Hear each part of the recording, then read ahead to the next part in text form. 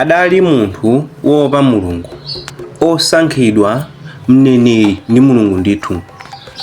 Koma Mulungu yemweyo adamuwuza kuti akakwatire mzimayi amene amadziwika kwambiri pakati pa azibambo. Adali woyendayenda hule, dzina lake lidali Goma. Ankamukonda kumubweretsa pa nyumba, koma pakapita nthawi amamuthawa, osati kamodzi osati kawiri koma katatu konse, kubwera pa nyumba kuthawa kupitanso ku uhule. Koma nthawi ina iliyonse imene mzimayiyo amakhala kuti wathawa pa nyumba apa kubanja kwakeko kupita kukapanga uhule, Mulungu amamuwuzabe Hosea unena kuti pitabe ukamutenge ndi mkazi wako ameneyo, uzimukondabe chimodzimodzi, osamusiya, pitiriza kumukonda. Ngati mmene ineyo ndimakondera anthu anga, ndikufunanso iweyo umukonde mkaziyo, ingakhale akulakwitsa, ingakhale anthu amandikana ndipo amachimwa pamaso panga. Ito ndi nkhani yomvetsa chisoni kwambiri yokhudza chikondi ya m'Baibulo, imene mtumiki wa Mulungu adayira utumidwa kuti akakwatire, ndi cholinga choti Mulungu aphunzitse anthu ake phunziro latsopano. M'masiku amene Israeli idali yodzaza ndi uchimo, Mulungu adabwera kwa munthu wina dzina lake Hosea, mwana wa Beri, ndipo Mulungu adamuwuza kuti pita ku mtundu wa anthu otchedwa Hodomu, kumeneko ukadzitengere mkazi wako, ndipo ana azabadwanso kumeneko, chifukwa choti malowa akhala uchimo kochuluka pamaso panga. Komatu Hosea adali munthu woyera mtima, munthu wokonda Mulungu, womtumikiranso, ndipo amalalikira zabwino za Mulungu kwa anthuwo. Mulungu adali ncholinga china, kuphunzitsa anthu ake kudzera mwa Hoseyawo. Komatu zimene amalakwitsa anthu aku Israeli zinali zoti amakhala m'moyo odzimverera okha, opembedza mafano, oyiwala kuti kuli Mulungu amene adawawombola ingakhale kwa anthu ngati ma Egyptians. Mitima yawo idali kutali ndi Mulungu pamene adafikapo. Hosea adamvetsera kuyankhula kwa Mulungu, ndipo adatsatira zonse zimene adamutuma. Anapita nkukakwatira mkazi dzina lake Goma, mwana wa Dibrimu, amene ankakhala komweko ku Israeli. Adalitu mkazi wokongola ndithu kwambiri, amadziwika pakati pa azimuna onse, amamudziwa ndithu kuti uyu ndi amene timacheza naye uja. Poyambirira zinkaoneka kuti zili bwino, banja likuyenda, ndipo adabereka mwana dzina lake Jeziru, kutanthauza kuti Mulungu adzatilanga. Dzina litu lidabwera chifukwa Mulungu idali uthenga umene adawulemba kwa anthu ake kunena kuti posakhalitsa alanga nyumba ya Jehu podzera pa magazi a Jeziru, ndipo posakhalitsa kodabadwanso mwana kumeneko dzina lake Loluhama, ndipo linkatanthauza kunena kuti Mulungu sasonyezanso chikondi kwa mtundu wa Israeli. Posakhalitsa adaberekanso mwana wina, ndipo Mulungu adamuwuza Hosea unena kuti mumutche dzina lake Loami, kutanthauza kunena kuti sinu anthu angaso, ndipo ine si Mulungu wanu. Dziwani kuti mwana aliyense idali saini, uthenga umene Mulungu ankapereka kwa anthu ake. Mkupita kwa nthawi, mtima wa Goma udayamba kufuna zinthu zakale. Ngakhale Hosea adamukonda mkaziyo kwambiri, koma iyeyo ankafuna zinthu zimene kale amadutsamo, zisangalalo, mafuta onunkhira a mtengo wake, komanso kucheza ndi azimuna osiyanasiyana. Ndipo usiku umodzi anatuluka m'nyumba mwake nkuthawa. Kudali koyamba uku kuthawa, adapita kutali ku mzinda wina wa Samariya, kumenekoko adakakumana ndi anthu amene ankapembedza Mulungu wa Baala, ndipo adakumana nawo anthuwa.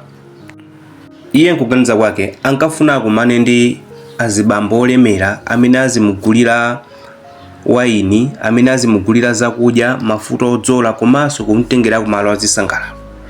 Koma pamapeto pake azibambowa amangomugwiritsa ntchito nkumusiya ngati mzimayi woyendayenda. Nkhani ito inampeza Hosea, ndipo nkupita kwa nthawi Mulungu adamuyankhula. Umutu ndi mmene ana a Israeli akuchitira kwa ine, amathawa kwa ine kukapembedza Mulungu wina, ingakhale ine ndimapatsa chakudya, mpesa, komanso ndimapatsa vinyo ndi mafuta. Nkupita kwa nthawi, Hosea anayamba kuyenda mu mzinda wa Samariya monga Mulungu umene adamutumira kuti apite akamuyang'ane. Ndipo adapita kumeneko kukamuyang'ana, adamuona ali ndi azibambo ena, ndipo chikondi chake sichidafe, ngakhale chikondi cha Goma chimaoneka kuti chili pa azibambo ena. Adamutenga nkupita naye ku nyumba ngati mkazi wake wokondedwa. Uwu udali uthenga umene Mulungu adalekera kwa Israeli, unena kuti ndi mmene muchitira, ine ndimakukondani, chikondi changa chosatha, koma mukupeze kuti inu mukuthawabe kumapita kwa anthu ena kutali kumeneko kumakasaka zimene mufuna, kumakapembedza milungu ina.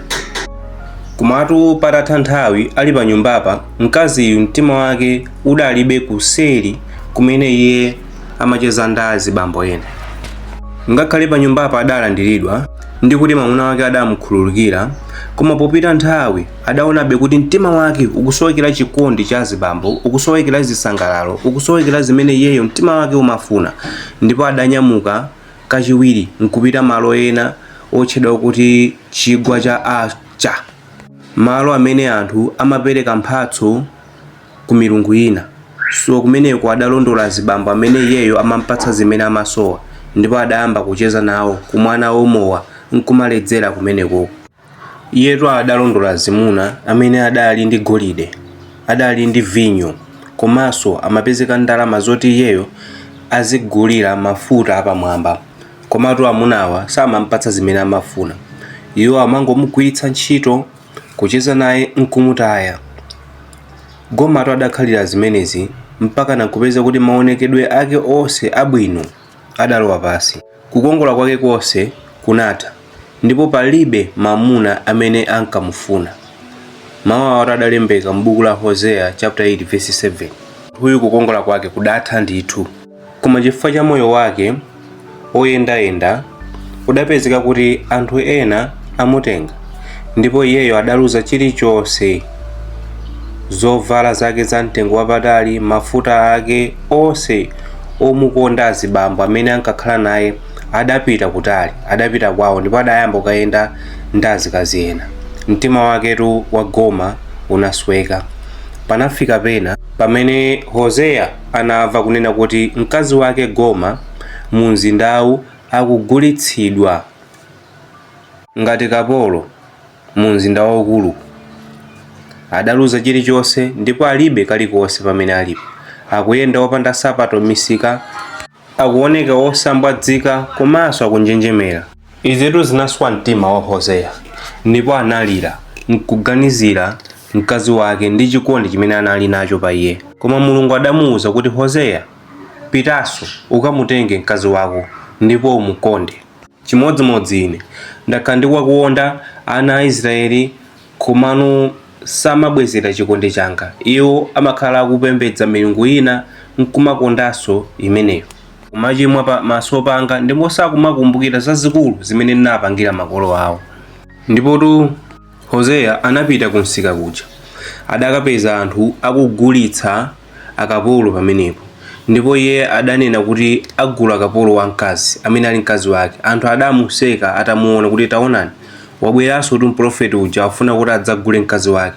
Ndipo iye adatenga ndalama zokwana 15 shekels, ndalama ya ku Israeli, komanso adatenga bale, chakudya, matumba angapo, nkupereka kuti amuombolere mkazi wakeyo. Adamutenga nkumukutira ndi chovala, nkumuonetsa chikondi, ndipo nkumuwuza kuti ukhala ndi ine, ndipo sukhala ndi munthu wina aliyense ngati kapolo. Ndipo Hosea adamuwuzanso mkazi wakeyo kunena kuti usadandaule, ine ndikukonda iwe wekha osati akazi ena. Chikondi cha Hosea chidali chochuluka pa mkaziyo. Nkudzeratu mzochitika zimenezi, Mulungu adayankhula kwa ana a Israeli kudzera mwa Hosea ndi mkazi wake uthenga weniweni, kuti monga mmene Goma ankamukanira Hosea ngati mamuna wake, chimodzimodzi ana a Israeli ndi anthu anga akundikananso ine. Chimodzimodzi mmene Hosea anamugulira mkazi wake kuti asapite ku ukapolo, nchimodzimodzi mmene ine ndidagulira anthu angawa ndi mtengo wapatali. Ndipo dziwani kuti ine ndidzakhala nanu mpaka kalekale, ndidzakhala nanu mchikondi komanso kuleza mtima. Apatu Mulungu ankaphunzitsa kunena kuti chikondi chake sichimatengera kuti munthu ndi wochimwa kapena iyayi, koma amakhala naye munthu mnyengo zonse. Apatu zitapita, Goma adakhala ndi mamuna wake ndi ana ake. chifukwa kukongola kwake kunapita, ndalama zinapita, ndi amuna wonse amene ankamukonda anathawa. Adaona kuti kuli bwino azingokonda mamuna wakeyo ndi ana akewa azikhala. Ndipo Mulungu pamene adayankhula kunena kuti kuchoka apa ine ndidzachiritsa aliyense amene ndobwerera mwaulere, ndipo mkwiyo wanga sindidzaulola kuti uonekere pa anawo.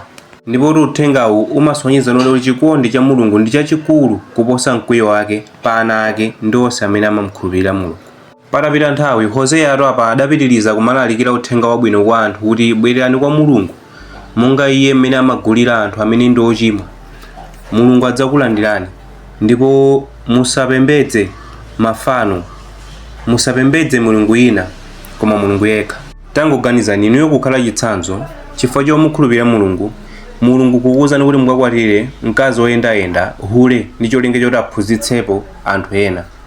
Ichitu chidali chodabwitsa kwambiri kwa Hoseya, komanso Mulungu kumuwuza munthu amene adamutumikira. Tingathe kuona kukhulupirika kwa Hoseya kunena kuti kudali kwa mtengo wapamwamba. Akadatha kukana kuti Mulungu, ine ndine munthu woyera, ndine wokhulupirika, koma mwandipatsa kuti ndikwatire mkazi woyendayenda amene ali hule. Koma iye adavomera chifuniro cha Mulungu, ndipo Mulungu adakwaniritsa kupereka uthenga umene iyeyo adawukoza kwa ana ake.